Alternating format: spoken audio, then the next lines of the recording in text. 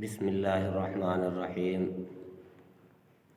حضرت ابو ہریرہ رضی اللہ تعالیٰ عنہ سے روایت ہے کہ رسول اللہ صلی اللہ علیہ وسلم نے ارشاد فرمایا،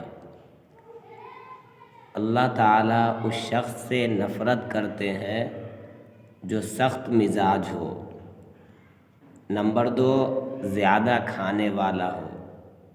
نمبر 3 بازاروں میں چیخنے والا ہو، نمبر 4 رات میں مردے کی طرح پڑا سوتا رہتا ہو، اور دن میں گدھے کی طرح دنیاوی کاموں میں ہی پھنسا رہتا ہو، اور آخری چیز دنیا کے معاملات کا جاننے والا ہو اور آخرت کے امور سے بالکل جاہل ہو، جاہل بامر الآخرہ۔ یہ جو حدیث آپ حضرات کے سامنے پڑھی گئی ہے، 6-7 لوگ ہیں مختصراً جن سے اللہ تبارک و تعالیٰ بھی نفرت کرتا ہے، اور وہ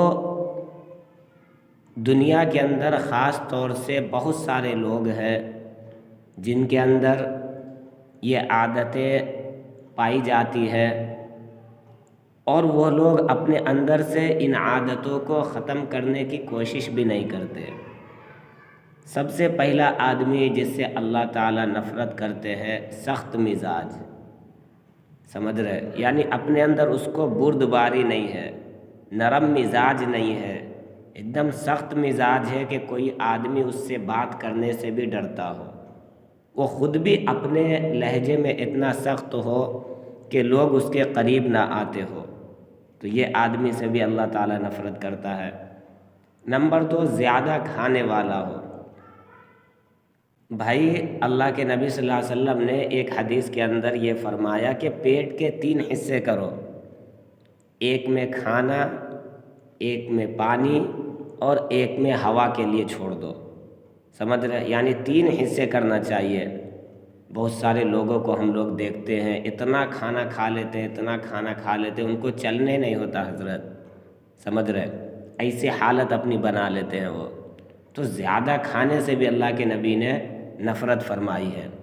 بازاروں میں چیخنے والا ہو، یہ تو آپ کو معلوم ہی ہے، رات میں مردے کی طرح پڑا سوتا رہتا ہو، کہ بھائی جس طریقے سے مردے آدمی کو ہم قبر کے اندر جا کر کے چھوڑ کر کے آ جاتے ہیں، وہ بیچارہ کوئی کام نہیں کر سکتا، سمجھ رہے، کوئی عمل نہیں کر سکتا، اسی طریقے سے یہ زندہ ہو کر کے بھی رات میں پڑا ہوا ہے، اس کو اللہ تبارک و تعالیٰ کی یاد نہیں آ رہی ہے، یہ اٹھ کر کے ذکر نہیں کر رہا، اٹھ کر کے تہجد کی نماز نہیں پڑھ رہا ہے، کہ تہجد کی نماز کی کتنی بڑی فضیلت ہے،